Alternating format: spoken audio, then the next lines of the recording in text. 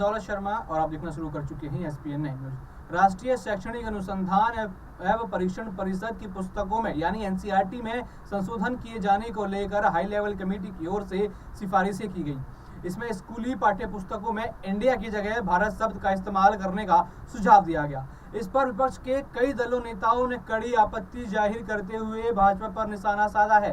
Report के मुताबिक विपक्ष ने आरोप लगाया है कि सत्तारूढ़ बीजेपी इतिहास बदलना चाहती है, हताशा मेरे कदम उठा रही है, क्योंकि उसे विपक्ष महागठबंधन India National Development Inclusive Alliance से हार का डर सता रहा है। कांग्रेस के संगठन महासचिव केशव वेणुगोपाल ने कहा, इंडिया सब उतना ही गौरवशाली है जितना कि भारत, लेकिन सत्तारूढ़ दल और सरकार एक पूरी पीढ़ी को सबसे नफरत करने की शिक्षा देना चाहती है, जिसके प्रति हम बहुत गर्व महसूस करते हुए बड़े हुए हैं। उन्होंने यह भी कहा कि बीजेपी ने ना तो भारत को लेकर गंभीर है और न ही इंडिया को लेकर गंभीर है। वेणुगोपाल ने आरोप लगाया कि नाम बदलना सिर्फ ध्रुवीकरण का प्रयास मात्र है।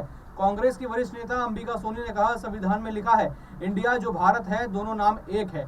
राष्ट्रीय जनता दल के सांसद मनोज झा ने कहा कि इंडिया गठबंधन में गठन के बाद से यह बीजेपी शासन की एक उन्मादी प्रक्रिया रही है। उन्होंने दावा किया कि अगर इंडिया गठबंधन अपना नाम बदलकर भारत कर लेता है तो वह देश का नाम बदलकर जम्बू द्वीप या कोई और नाम रखेंगे। आम आदमी पार्टी की मुख्य प्रवक्ता प्रियंका कक्कड़ ने कहा, यह दिखाता है कि प्रधानमंत्री नरेंद्र मोदी इंडिया गठबंधन से कितना डरते हैं। उनको गठबंधन के साथी उन्हें छोड़ रहे हैं। नाम बदलने के बजाय बेरोजगारी, महंगाई और भ्रष्टाचार मुद्दों पर ध्यान केंद्रित करने का प्रयास करना चाहिए। दृढ़ मुख्य प्रवक्ता श्रवण अनादुरई ने कहा कि बीजेपी अपने कुशासन से लोगों का ध्यान भटकाने के लिए नाम बदलने की राजनीति कर रही है। कांग्रेस नेता और कर्नाटक के मुख्यमंत्री डी सुकुमार ने कहा कि NCERT समिति की सिफारिशें गलत है। इस कदम के पीछे NDA का हाथ है। रिपोर्ट के मुताबिक शिवसेना नेता प्रियंका चतुर्वेदी ने कहा, यह देश का दुर्भाग्य है कि इंडिया बनाम भारत का मुद्दा बनाया जा रहा है। हमारे संविधान में डॉक्टर BR अम्बेडकर की ओर से लिखा गया इंडिया दैट इज भारत। उन्होंने कहा कि आने वाली पीढ़ी आपको इस भेदभाव के लिए माफ नहीं करेंगी।